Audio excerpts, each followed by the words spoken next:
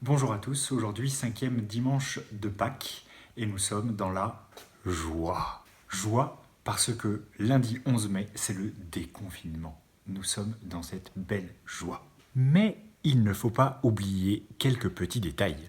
Il nous faudra continuer à être prudents parce que le virus est toujours là et il nous faudra continuer à adopter les gestes barrières pour se protéger et protéger les autres. Bref, nous ne reviendrons pas comme avant, mais nous préparerons le pour demain. Un premier mot à retenir, celui de construire. Nous allons construire. Mais ça veut dire quoi construire?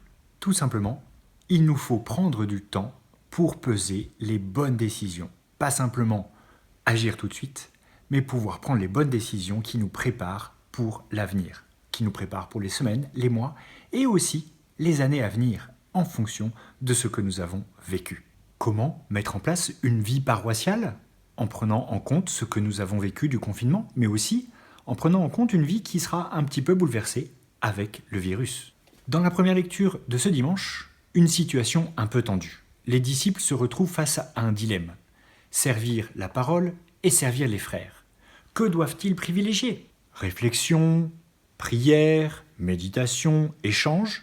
Et les voici qui prennent une décision de mettre au service des frères 7 hommes choisis par la communauté pour pouvoir remplir ce que les apôtres ne peuvent plus faire. Un problème, une solution. Merci l'Esprit Saint.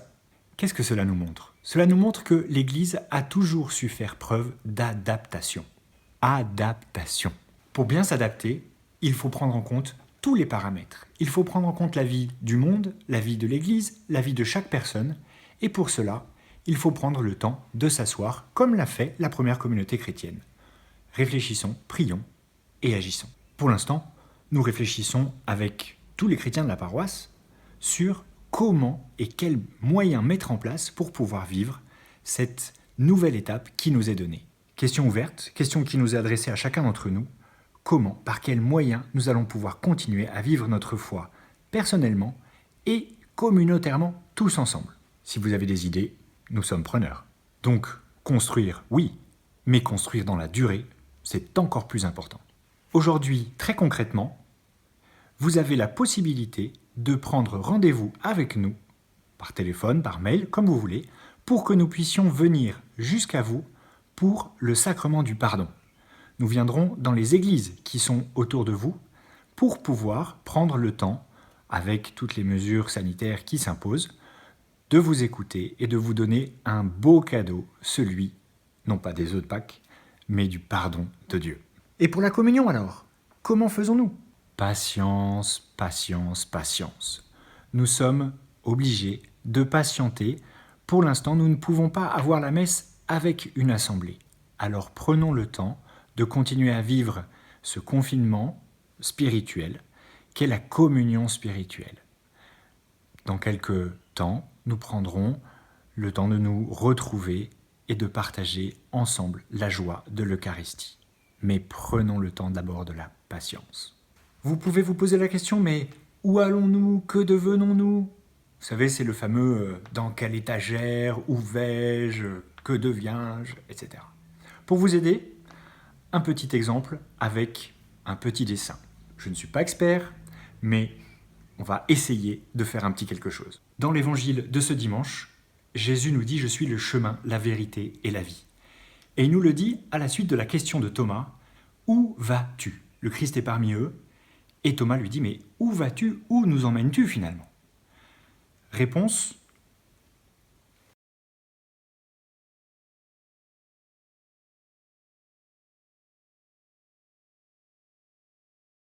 Jésus nous dit « Je vais vers le Père, et je vous emmène vers le Père ».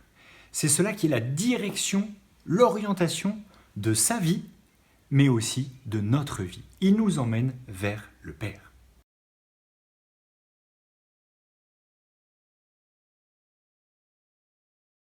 La question de Thomas, c'est celle que nous avons tous. Si tu vas vers le Père, est-ce que nous aussi, nous pouvons aller avec toi? Alors, comme Thomas, nous nous posons la question, mais est-ce que Jésus, tu es capable de nous emmener vers le Père? Parce que quand vous regardez autour de vous, Nous avons tous envie de la vie éternelle, nous avons tous envie du bonheur. Et quand nous nous tournons vers les autres, peut-être que nous nous posons la question, et toi, est-ce que tu es capable de m'emmener vers le bonheur? Est-ce que tu es capable de m'emmener vers la vie? Et c'est la question que nous posons à Jésus. Est-ce que toi, Jésus, tu es capable de m'emmener vers le Père? Et Jésus nous répond de manière très simple. Il nous dit, je suis le chemin, la vérité et la vie.